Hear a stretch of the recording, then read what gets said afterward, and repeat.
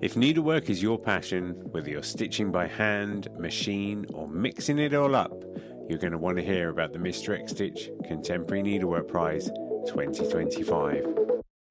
This prize celebrates the best in modern stitch, and it's open to creatives from all around the world, whether you're a student or an emerging artist or a seasoned professional. And the best part, you don't have to send your work anywhere. Just upload high-resolution images to a private folder we will send you after you enter. You can enter more than one category, for instance, hand embroidery and 3D textiles. Just grab an entry for each one. And if you've got a student ID, you can get 50% off the entry price as well. The deadline for entering is 30th of June 2025, and entries are now open at xstitchmag.com/prize-entry. Thanks to our brilliant sponsors, Bookmarked Hub by Search Press and David and Charles, and the legends at Lowry Workstands. If you've got the stitch bug, this is your time. Show us what you've got. Enter the prize now. Visit xstitchmag.com/prize-entry to get your ticket today. Dr. Isabella Rosner is a Royal School of Needlework curator, an embroidery historian, and the host of the So What podcast. This is the second part of our interview, and it's lovely for me to bring this to you on Christmas Day as well. Happy Christmas if you're listening today. If you're not listening today, I hope you had a nice Christmas. It's great to chat to Isabella. She's a real firebrand, and I think her perspective, she's just a perfect voice for when we talk about historical needlework. You know, there's always a risk as we talk in the show of getting a bit plummy voiced about the subject, whereas Isabella just isn't that.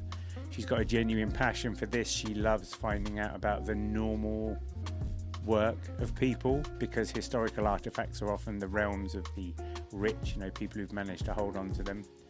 And in this section, we have a long conversation about the concept of stitching just being for women. But obviously, we also then talk about her favourite book, her favourite album, and a mic drop of an interesting fact that no one knows about her. So, absolutely love talking with Isabella. I'm looking forward to being on the So What podcast. If you haven't heard that, and if you've got any interest in needlework, be sure to tune in. She's got over 70 episodes there, and they're a great resource if you want to know about the context that we're all in. Thanks for being part of the show. If you have enjoyed the show, if you can spare a moment to leave a review on your favourite podcasting platform, that would be amazing. I'll see you next time. So here's a good one. So this is what you're saying, you know, it's interesting because people relocate to a new country and they get told the stories of the culture around them, don't they? And I guess that's what you're saying, you know, the Quakers are brought up to learn a certain way and think a certain way, and then they explore their own personal tensions within that, and some of that comes out in the way they present their needlework, and probably other ways that we just haven't survived time. And I'm always fascinated, obviously, about the stories we do get told about needlework, and one of the things I thought would be cool to talk about is putting it, the short headline is, stitching is just for women, discuss. We've got all day. Ooh, did you hear my deep exhale of breath? I mean, yeah. I think so much of what I want to do and what you are doing, obviously, is kind of counteracting this idea that it's just for women, that it was just for white women, that it was just for rich women, women of leisure, that it's what so many articles about needlework, about any sort of kind of textile craft is always titled something like, not your grandma's cross stitch. 100% right? still, yeah. And that's fine, because that is exactly what people think it is. But like, that's just not the history of embroidery. One of the things that's so cool about the history of embroidery is that, yeah, like it was for women of leisure, but it was also for everyone. It was people who were poor. It was people who weren't white. It was men. It was women. It was people of all races, places, genders, classes. It's a universal thing. I'm actually giving a talk for the BA students at the Royal School of Needlework on Wednesday about the history of men's embroidery, and you are in it. So thank you. There's a high spot. Cheers. And well, I mean, you fit very easily and well into this very, very long lineage of men's stitching. Like, I think people think, oh, men's stitching is something from, you know, World War I. At the earliest instance of men kind of when they were trapped in prisoner of war camps and somehow found some and they were needlework, like, the A-team, and do? managed to cobble something together. Right, yeah. They were like, oh, I guess I need to teach myself how to cross stitch in this POW camp. Or like, World War One soldiers like being taught stitch as a rehabilitation Yeah. thing. Well, their legs grew back. Right. While their legs grew back, we love science. Um, but it's always been men have always sought it out. There are quite a few samplers made by boys in Mm, school. There's this object that I love. I find it incredibly powerful and poignant, and it's this hussif, right? This housewife, this sewing roll covered in embroidery, and it's by this man named William Burwise, and he stitched the whole thing. And it's very clear that he is a soldier who has lost a leg or a foot, because he's saying like, this sucks. I'm so lonely. Where are my friends? mm, No one knows where the shoe pinches, suggesting that he actually lost a foot or a leg. Um, William Burwise, 1852. And it's like, that's like more than like what, 170 years ago? Pretty recent in the mm, grand scheme of things, but way earlier than people I think ever tend to think men were stitching. They mm, were they were in it from the very beginning. Professional embroidery historically has been men and women working together. mm, Certainly in this country and in France as well. I mean, mm, in the 17th century, in my fave period, John Nellam was this embroiderer and embroidery designer who seems to have totally rocked the world of domestic stitching.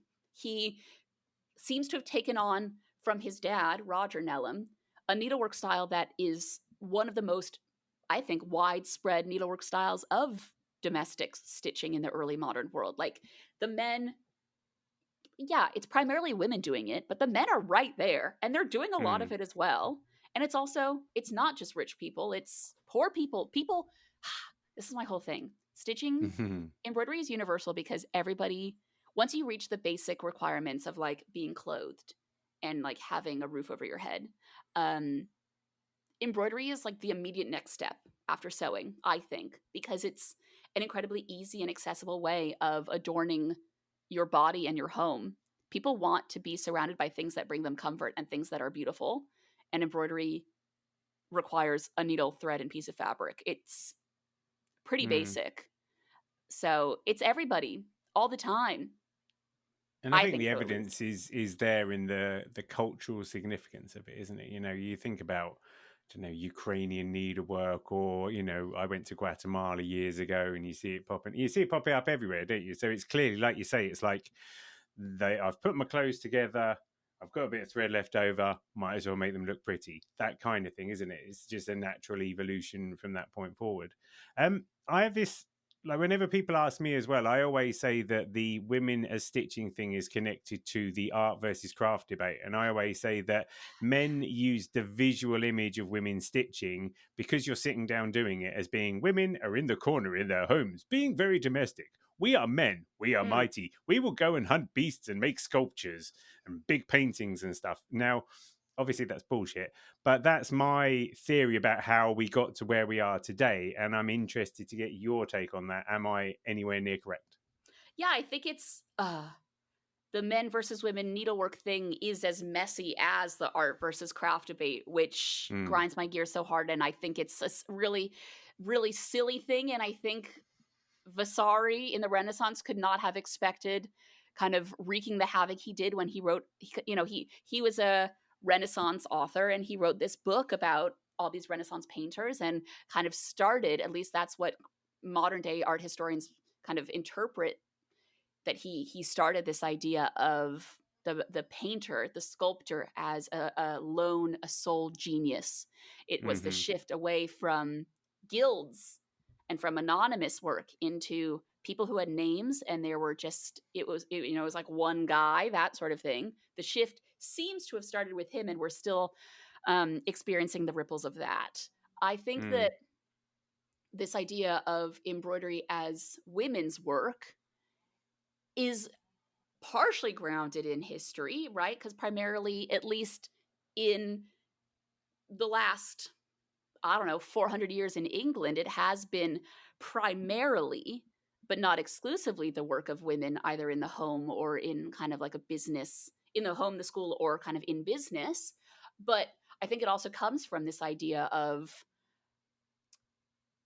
the art versus craft thing. People, the big arts were painting and sculpture and architecture, and the guilds, people started looking down upon embroidery, I think, more and more. And when it moved, oh my God, when it moved to the domestic sphere, when all of a sudden kind of in the 16th century in Britain, people had the time and the money to be making embroidery for themselves in the home in a kind of, I hate the word amateur, so I'm not going to use it, but in a more domestic, less professional way. That just complicated things hugely, because all of a sudden it's increasingly tied to things like education, piety, submissiveness. It's quiet. You're, bent over. You're looking down. About how to be a good woman. Because it's tied to education, right? You want to be a good wife. You want to be a good mother. You better know how to sew, because you're going to be expected to have a life of sewing, of needlework for your family. So it's tied into all of these kind of burgeoning ideas in the early modern world of, I don't know, gender roles. And I don't think that is very nuanced of me to say. I think I'm probably getting stuff wrong, cool. because No. It's cool. I'm not I think really... it's marketing as well. Sorry to interrupt. Yeah. I think it's marketing as well, because then what happens is somewhere down the line, business gets involved. Business makes men out of men, makes domestic women out of women, if you like. And then, so I was replying to a question actually from an RSN student yesterday, and she was asking about sort of men, embroidery, vulgarity, and those sorts of things. And I answered by talking about the Nintendo Entertainment System, which when it was first made, they didn't know what to do with it. They're like, it's a toy. And in the end, in order to drive sales, they had to decide it was a toy for boys. And so now we get like gun games, car games, misogynistic, appearances of women as the culture. And that's over like 25, 30 years. But it's almost like a micro version of the same thing. If they'd have said Nintendo was for girls, we would have a very different gaming culture as a consequence. And to me, that's like a small thing where someone's gone, well, all right, this thing. And that's then spurred this whole thing on. And it's almost like they've gone, okay, yeah, so women can stitch and men are magnificent and make all the big art that's really important and costs loads of money. But the stuff that you can do at home, that's what women do. Stay in your homes, ladies. We've got you covered. That sort of crap.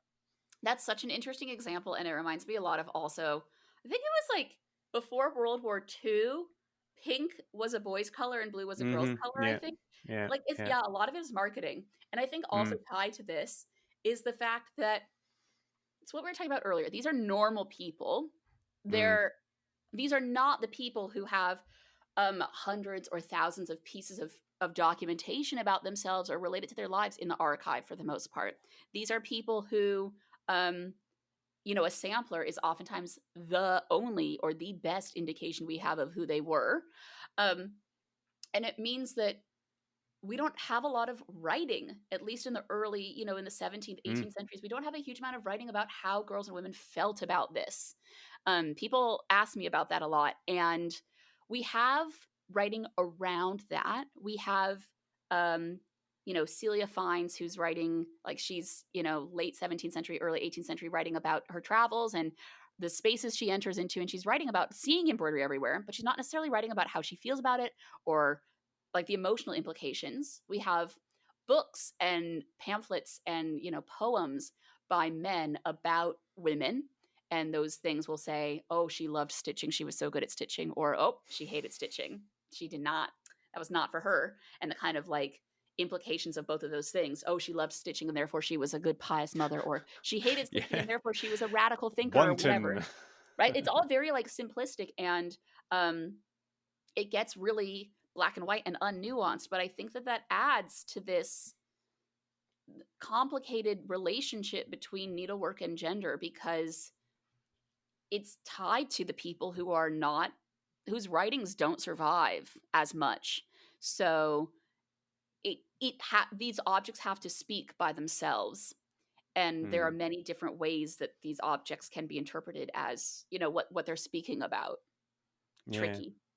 It's funny because like with the Nintendo thing, you can go back and we can see the start of it and we understand it because it wasn't really that long ago, but you can't really see the start of this whole needlework debate. And it's just fascinating because it's like the whole subject is so culturally bound. Like you say, millennia, Mm, there are needles from 30,000 years ago and all that sort right. of stuff. It's so, I remember, I might have said it before, but like I was at the Ashmolean once looking at some Chinese textiles from like 900 AD or whatever, and suddenly going, oh my good God, like, oh Right. my good God, I've just wandered into a socio-political discourse that's been going on for thousands of years. Just like, what?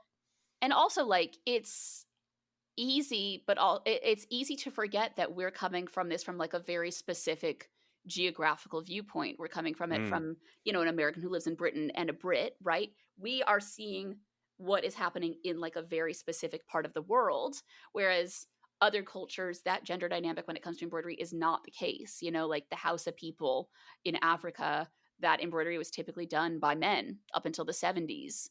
Um, it I think that's one of the joys but complications of something that is so universal like embroidery is it's really hard for me to remember that the experience that I have studying embroidery and the embroidery that I primarily look at is only one tiny snippet of mm, this much much larger art form, and different cultures and different, the same society across space and time has had different views of it, and it's ever changing. Like a good example I think is in Britain, Mary Linwood, who is this needle painter in the late 18th, early 19th centuries, and she's very, very successful. And Dr. Heidi Strobel told me this. She's a professor at the University of North Texas, and she has a book that's about to come out about Mary Linwood. She told me when she was on my podcast that Mary Linwood was London's first female gallerist, and she had a gallery of okay. needlework. Her whole thing was Wow. basically creating embroidered copies of paintings. And that was this interesting period in the history of British needlework where the art versus craft thing got really complicated because needle painting was basically making an effort to uh, to mimic painting, and people were invested in that, and it meant that we have the first gallerist in London is not a painter, she's an embroiderer. But that Mm. then shifts back, especially in the 19th century when Berlin woolwork comes in, and then all of a sudden it's very domestic, it's very women in the home. And then it kind of starts shifting again with the arts and crafts movement and the gender dynamics of that. Like, this is the same society, and only Yeah. over the course of, like, I don't know, 250 years, but where embroidery fits in and how it's interpreted by the world and how it's valued shifts a lot. And she's doing needlework versions of paintings, which is a Mhm. bit like Andy Warhol. Yeah, and like I think that there has been a long line of embroidery as painting, and there's this artist who I love love love today. Her name is Casey Zavalia, and she's an American embroiderer, Shout right? out. Yeah, So and like good. her portraits remind me a lot of like a Ridiculous. 21st century interpretation of Mary Linwood or Mary Morris Knowles or Mary Delaney, these women who in the late 18th century uh, were using stitch like a brush stroke and were Mm, really appreciated for it. Like they were buds with Queen Charlotte, all of these three Marys, the trio of Marys. Like they had royal patrons. mm, It's this moment of needle as paintbrush. But it's just mm, unfortunate also that paintings are like everything is compared to paintings. It mm. just in art history, I think. It all comes back to paintings and how much is an embroidery like a painting. Yeah. That's where it got its Yeah. value from. Now, Yikes. I know that we could definitely talk about this stuff for about another month, but Yes. you did mention your podcast, and it would be very remiss of me not to talk about your podcast because your podcast has been going for quite a long time. Some would say it's the preeminent needlework podcast because mine's too new, so I don't get that title. I so do not feel like that is the truth at all. And did you see my face? No. I feel one of the things that's wild is that I don't know if you feel like this, but I am still convinced that nobody listens to it other than like my mom and a few of my friends. So it's quite weird when people are like sending me emails, or like occasionally people will hear my voice in real life and be like, "Oh, are you?" And I'll be like, "You're a Yeah. person in real life who listens to this?" It's very weird. But yes, it was a desperate lockdown project. So it's been a Mm. while. Tell everybody about it. Okay, it's called So What, SEW, and it's about historical embroidery and those who stitched it. And I started it in May of 2020, partially because I walked into my PhD not wanting to be an academic. I wanted to work in museums. I wanted to work with stuff. And I was like, oh no, we are in a big old lockdown. How am I going to kind of continue to engage with objects? Podcast. And also, I, in the first few months of my PhD, had a lot of experiences where it was just like incredibly clear to me that fellow historians really did not care and like really, really did not think that the topic that I was investigating was interesting or valid. And I was like, okay, well, I guess I need to prove to myself and also to the world that embroidery, historic embroidery, is something to care about and is an academically rigorous and historically important thing. So it kind of came out of that. And now I had the 3 formal seasons, and now it's more like as they happen. You're going to be on one soon, which is very exciting. If people want to dive into 76 episodes, what are the bangers? Okay. So I think my faves, nobody's ever asked this question before, and it's an extremely good one. So these are just ones off the top of my head. I don't think I have even any specific interview episodes that are my faves, because I love every interview. As you can tell, I just love a chat. It's the best. I just love to talk to people who care about this thing. So I like all the interview episodes. I think one of my faves is this 2-part episode about stitching in incarceration. So people who were stitching kind of in hospitals or prisons or workhouses. I think I called it stitching while imprisoned, possibly. And I really liked that because it allowed me to think about and think deeply about embroidery that's really different from a lot of the stuff that I look at. Because a lot of the stuff I look at is, fancy person embroidery. And this is stuff that was made by people in a variety of kind of adverse circumstances in places where they did not want to be. For most of these people, they were not going into places like hospitals or prisons or workhouses by choice. But I like very much this idea of looking at people who are using stitch as solace, stitch as a way of gaining agency, of voicing their opinions, of dealing with their frustrations. I think that most people would call stitching while imprisoned like pretty radical stitching, and I think I agree with that. And I'm interested in that history of radical stitch, of stitching when a lot of your other options are gone. And I like that episode also because it means that I'm now all the time learning of more examples of all of this. In like when I produced that episode in, I think it was like 2020 or 2021, I did not know about certain pieces. Like this one piece that I just found out about by this Swedish woman named Metta Charlotta Falk, who was imprisoned for poisoning and murdering her husband and 2 children. Sorry, quite dark. Wow. Yeah. And in prison, she was not allowed to have a pen and paper. So she stitched an embroidered plea for mercy, which is incredibly dark. But I had never known about this before. And kind of that episode gave me a foundation in the history of prison embroidery, imprisonment embroidery. And I found that really helpful. And hopefully one day I'll do a part 3 of that. I think also I have never gone back and listened to my episodes because the idea of listening to myself, it's not happening. Can't do it. Feels really narcissistic, doesn't it? Yeah. And also like, I don't want to hear my own voice. I find it pretty cringe anyway. So you will not catch me listening to them again. So I actually have no idea how it sounds, but I think the topic. Sounds marvelous. Oh, thank you. So nice of you. I think the topic of my first like full episode, the not little like teaser thing, but this episode called Text and Protest, is a topic close to my heart. It's actually tied, I guess, to this prison embroidery thing.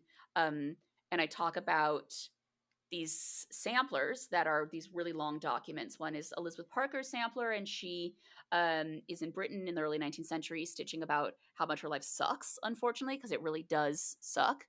And then there's this other document that's embroidered, made by what is likely an American girl in 1813 named Hannah Powell, and she is stitching a petition that was published in the world, like in a variety of newspapers in the US and the UK, written by an Indian woman who, I'm going to just explain the whole story a little bit for some context. Her name was, thank you. Her name was Almasa Ali Khan, and she was married to a man named Alma or Almas Ali Khan, and he was a Maharaja in a region of India. And Warren Hastings, who at that time was basically the British governor of India, wanted his land, and he did not know how to get the land. And so he imprisoned Almas or Alma. And Almasa wrote this letter being like, hey, like, you can take our land, you can take all the jewels, can you please give me back my husband? And he was like, oh yeah, sure, like, come over and get your husband from prison. And she went over and got her husband from prison, and he was dead. He had been executed already, which is very dark. But this girl, I think she was probably a teenage girl in America, stitched a sampler with this petition, this woman begging Warren Hastings for her husband's life. She stitched it like 40 years after this happened, and in a very different place. And I find that a fascinating document because it, I think, speaks to this idea of a girl or her teacher or her family's kind of political ideas, that this is really anti-British sentiment this American girl is stitching. And what does it mean to be stitching, to be probably like 12 and stitching this extremely devastating document that was written in India about Britain? Gets very complicated. And then my other fave is, I think, the second episode. Again, it might be terrible. I'm not going to be listening to it. Let me know. It's about frog pouches, 17th century frog pouches. And do you know about, oh, look at your face. Oh, I have so much explaining to do. Oh my gosh. Okay. Okay. In the 17th century, there are at least 6, there might be 7 surviving pouches, these really quite small pouches, made out of, they're needleworked, they're detached buttonhole primarily, that look like frogs. They're really small, and the frog's mouth opens, and each one is different. They're clearly all early 17th century, mid 17th century. I tend to think kind of mid 17th century. They've got bead eyes. There's one at the Ashmolean. There's one at the Museum of London, LACMA, Royal Collection Trust, University of Alberta, one that was sold at auction a few years ago and is in a private collection. But they're all different. And that one, I find them so charming because they are truly like this big. They are amazing. But also it suggests that this was like a real thing, that it wasn't just one workshop. Multiple people, different people were making these frog pouches. And this is a trend. It was a trend. I made a silly little TikTok about it once, and I called it a trend, and everybody was like, I don't think you can call it a trend. There's only 6 objects. And I was like, this is like 350 years ago, and everybody made a different example. It kind of suggests that there was something larger, that that more were originally made. So I think it's a trend too. Thank you. Yeah, I think these objects are so charming and really interesting, and I have a lot of quite insane theories about why frogs were depicted so often. Go on. Yeah, you want to hear? Okay. Yeah, I mean. Okay, there's a lot. So a few years ago, I wrote a really insane article with a friend about possibly the connections between frog pouches and plague amulets, because it's a real plaguey time, and toad amulets and things involving pulverized toad and frog were quite popular against plague. And I think that these frog pouches are sweet bags, so they would have held things like fragrances and like sweet herbs, because they're too small to have a coin. You can't really put your fingers in to grab a coin. But sweet bags were all about, it was thought at the time that you could get sick through smell. So it was thought that illness spread miasmatically. Miasma is basically like this idea of bad air. And it was thought that sweet bags, you put them to your nose and you're like, it's fine. I don't need to smell the plague. It would I may as well have a frog. That's right. I might as well just stick this bad boy here for a hot second when I'm walking through a stinky street, have a little sniff and be well. But so it would tie, I think, this idea of sweet bags tie to plague because they're all kind of bound up in each other. But my real theories are, okay, one of them is that in 1605, a playwright named Ben Jonson wrote a masque, and a masque was basically like a play for the court, and it was called The Masque of Queens, I think. And in it, there are 12. There are like a series of witches, and they're all talking about what witch behavior they're up to. And one of the witches is like, I made a purse out of a frog to put a daddy long leg spider in. And I'm wondering if that inspired this production. I have a theory about Queen Elizabeth, one of her suitors, one she actually really liked, the Duc d'Anjou, Francois. He was called her frog. She called him her frog because he was like significantly younger, quite short, hunchbacked, and covered in pox scars. And I'm pretty sure that's why she called him her frog. Which Sounds is hot. Yeah, a real diss to this guy calling him a frog, but he seemed into it, and he I think gave her. I don't know if it was because of that or because he gave her a frog earring, but he was her frog, and she was extremely devastated when he died. And I'm also wondering if there's a tie to that. And then my third, I think maybe the most convincing theory in my head. I sound really insane for all of these, but at least you're listening. You're a receptive audience. It's beautiful. Oh, thank you. My third theory is that, okay, so I think it's 1660s. I haven't studied this stuff in a while, to be honest. There were the Anglo-Dutch Wars in the 1660s, 1650s and 1660s. And at the time, a man named John Ogilby made a book of Aesop's fables that he had translated with prints made by a very, very famous printmaker in the 17th century named Wenceslaus Holler. And in this new edition of his Aesop's Fables, he included a story called Of the Frogs Fearing the Sun Would Marry. And it's this whole thing about, it's like, it's an ancient tale about frogs fearing that there would be a second sun and they would all die. The sun being sun, like the literal thing in the sky. But because it was the time of the Anglo-Dutch Wars, the image that was included in this book of Aesop's Fables painted the Dutch as frogs. So there's this like actually quite cool print of all of these. They look like people standing outside of like the Amsterdam town hall. And then you look closely and they're all frogs. Every single one of them is a frog. They're wearing ruffs. They're wearing coifs. They're like really like leading into the fashions, but they're all frogs. And in the 17th century, before the English called the French frogs, they called the Dutch frogs. And I'm wondering if this was also tied to some sort of, this Anglo-Dutch war thing going on, turning this, this kind of mucky swamp-like creature into something sweet with sweet-smelling herbs. If it's a power play against the Dutch, I don't know. Clearly, I don't know. But it's so interesting, and it's clear that some of them were made by professionals because they're just really, really high quality. But there was one that's found in a 17th century schoolgirl casket. So, like, people were making these, and like a wide selection of English people were making them, and I want to know more. So that episode is basically a longer version of these insane theories that I have shared with you.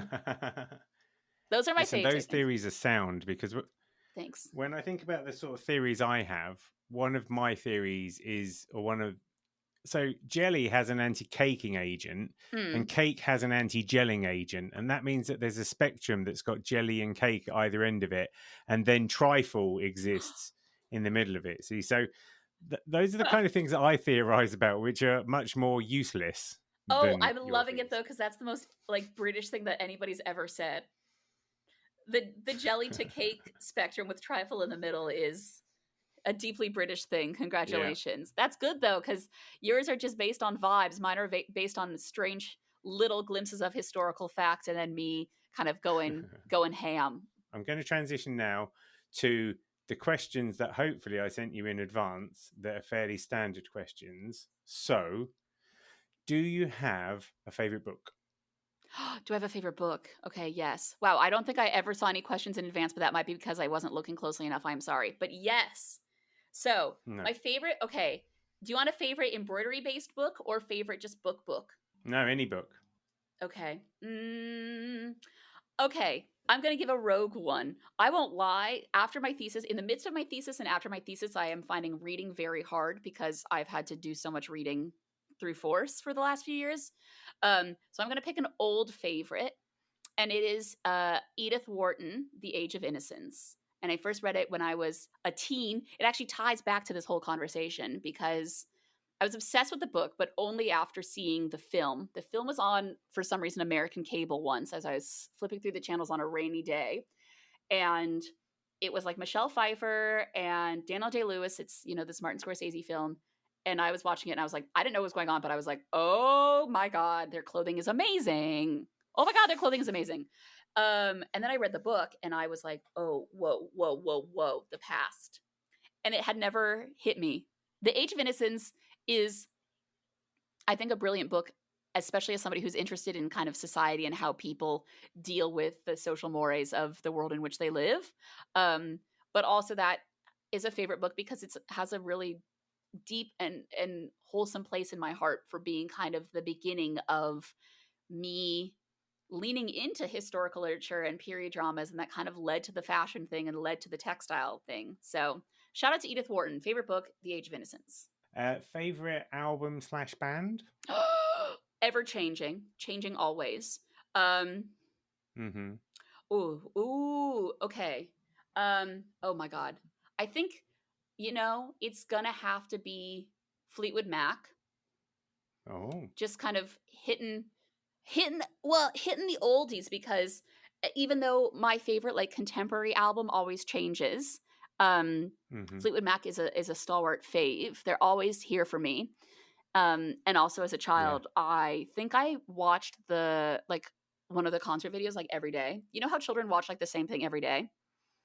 Like young children? Mm-hmm. That was me with Fleetwood Mac. I think Fleetwood Mac is the fave. I like all of their albums. How embarrassing is it that I can't remember the album? What is the name of that album where they're standing? One is like straight and one is to the side. You know what I'm talking about? I'm looking it up. Rumors. Thank you. Rumors. Yes, that. Yeah. I think, wow, I'm a fake fan, clearly, given that I can't remember it's all right. I've got album. you on the spot. It's fine. I appreciate it. Thank you. I think, Fleetwood Mac as the kind of one that I'll always return to, even though I always have a different favorite contemporary thing. Fleetwood Mac is forever. Yeah, well, I've got Rumors on vinyl, and I like looking at the pictures because I'm kind of late to it. Like Tango in the Wind came out when I was a kid. My mum had it, didn't really like it. But Rumors, like those guys at that point in time are so flipping cool. Like, they were big. They were a bit sexy. They were a bit folky. They were at it with each other. Like they were doing it. They were doing it all. Yeah. And they sounded nice. Yeah. Good for them. Yeah. Okay, and then wait, what's yours? Favorite album? Yeah. I have too many. I'm a bit of a... There's lots of ones I like. I always talk about, I had this time in my life where one day I went to Woolworths in Bedford and I bought 3 albums. I bought the Prince soundtrack. I think these are all on cassette. Bought the Prince soundtrack, Batman soundtrack, sorry, by Prince. I bought Nene Cherry Raw Like Sushi, and I bought Guns N' Roses Appetite for Destruction. And I listened to the first 2 for about 6 months, and then one day I put Guns N' Roses on, and that was that for like 5 years. So probably Guns N' Roses is one of the most impactful albums. A solid choice. A very solid choice. Shout out Woolworths. Rest in peace. Definitely. Right. Favorite film? Okay. Oh, oh, good Lord. All of the favorite films I've had in the past have been like pretty embarrassing and also kind of indicative of certain times in my life. I would say my list is actually very, very embarrassing, but true to me. So I will tell you, I'm going to give you 3 if that's okay. I can handle your truth. But in a real quick way. Okay. The Parent Trap, because that's like what I grew up on, and I did watch it every day, and I remain obsessed with it. I saw it again recently, like 2 weeks ago, and I was watching it with a friend who's a fashion historian, and we noticed for the first time, I've literally never noticed it, and I've seen this film like probably 40 times. There is a sampler in the film. When they're in the isolation cabin, there is a sampler. So I was like, wow, I love it even more now. Okay. So that's number 1. That's like childhood favorite, forever favorite. Titanic, unfortunately, it's a bad film. But I like was and still am like a real Titanic person. I find it really interesting, like the way the disaster went down. Fascinating. And even though the depiction of like the actual disaster is not very accurate, I find it helpful to have like a kind of depiction of the kind of unfurling of that event on screen. Okay. Oh, it's very embarrassing. All of these are pretty embarrassing. It's okay. These are all just like comfort faves. Where nothing if not true to my brand, to be honest. All of these are comfort faves. Speaking of comfort faves, the 3rd is Dirty Dancing. I don't know, man. What can I say? I feel like some people who are listening to this will probably be like, yes. And many people who are listening to this are going to say, no. But those are the ones, like similarly like to albums and bands and stuff, my favorites, like my current favorites change a lot. Mm-hmm. But those are the ones that will always have a special place in my heart. Patrick Swayze. Yeah. Indeed. Love Yeah, him. no, Pat, I think that's a solid. I think they're all solid choices. They're not bad films. I mean, you might feel a bit cringe about them. One of my favorite all-time films of all time, one of the films I've probably watched more than any other film, is just Police Academy. So we're not exactly in highbrow territory. I've never here, seen it. Have you not? Okay, the first good. one's so good. The rest of them, pants, because it just gets a bit played out. But the first one is so good. So funny. Okay, I will be consuming. I will be watching. It's one of those things that's like, I feel like for the most part, people's favorite films are going to be comfort watches because those are the films you can watch over and over again. Like, how many times... I loved Moonlight, but how many times can I watch Moonlight? Not as many as Titanic, which I have seen an embarrassing number of times. It's true. It's me, you know? No, that's cool. So then I only have one more question, which is, and this is again, I should have let you have this in advance. What's an interesting fact about Isabella Rosner that nobody really knows? Okay, this is good because I do have a lot of, like, you can tell I'm a big weirdo, so I have facts at the ready. The thing that only like people in real life know about me, and only some people, is that I can touch my tongue to my elbow. It's good enough. I don't feel like I need to say a single word after that. I think that's perfect. She's just gonna let it. You're just gonna let it lie. Let it rest. Just end the show there. End. That's right. Mic drop. No, thank you. Just like. I can touch my tongue to my elbow. That's it. Done. Isabella, thanks for having a needle exchange with me. Jamie, it has been a joy. Thank you so much. I cannot wait to have you on So What. Oh, yes. Thanks for joining me on another Needle Exchange. I hope you enjoyed the show. I'd love to hear from you, so feel free to email hello@needle.exchange, that's NEEDL.exchange, with any thoughts, comments or feedback. And if you want to keep up with all the news, sign up to the Needle Exchange mailing list at bit.ly/needle exchange. See you next time.